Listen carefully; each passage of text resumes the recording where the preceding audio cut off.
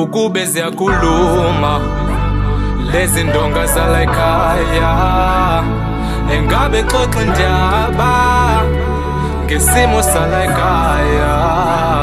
Ukube ziyakhuluma lezi ndonga zala ekhaya, engabe xoxa indaba ngesimo sala ekhaya. Kunzima la ekhaya silala sengadlile, ubaba uhambe kusene buye sephuzile, mase buye shaya umama isililo ngivele ngisikhihle. Mfise sengathi ngabiza amaphoyisa amthathe, kepha umama uthi angimye, lento kumele kube imfihlo yalapha ekhaya, ngoba omakhelwane bazosihleka uma bengathola yonke into eyenzeka lapha ekhaya. Ukube ziyakhuluma lezi ndonga zala ekhaya, engabe xoxa indaba ngesimo sala ekhaya. Ukube ziyakhuluma lezi ndonga zala ekhaya, engabe xoxa indaba ngesimo sala ekhaya.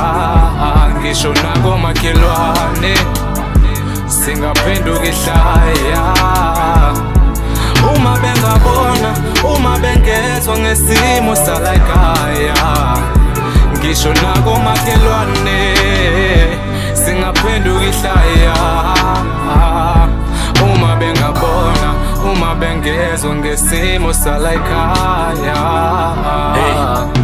Khali kuseni kumele ngivuke ngesikolweni, angiphethe kudla kho ngishiso ke sesicatholweni. Nomama uhamba njalo eyosebenza emakhishini, nobaba uyazama ngapha kuhlangana emafemini, kepha imali ayikho. Cabanga nokuyeka isikole ngivele ngiyophanda, kepha ekhaya bayanqaba, bathi kumele ngifunde ukuze kusasa ngizophasa, bese sikwazi ukuphila impilo e-right. Kanti soneni thina kulo mhlaba, why kumele sihlupeke kangaka? Thithi abantwana bakho bayakhala, balala bengadlile imihla namalanga, kepha mabephumela ngaphandle bayahleka, kube ngathi yonke into isahamba ngendlela. Banqena ukuthi omakhelwane bazobahleka, bazosizakala. Ukube ziyakhuluma lezi ndonga zala ekhaya, engabe xoxa indaba ngesimo sala ekhaya. Ukube ziyakhuluma lezi ndonga zala ekhaya, engabe xoxa indaba ngesimo sala ekhaya.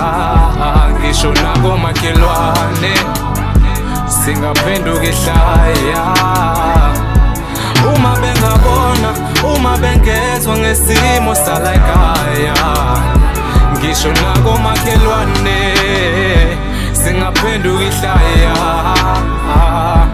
uma bengabona, uma bengezwa ngesimo sala ekhaya.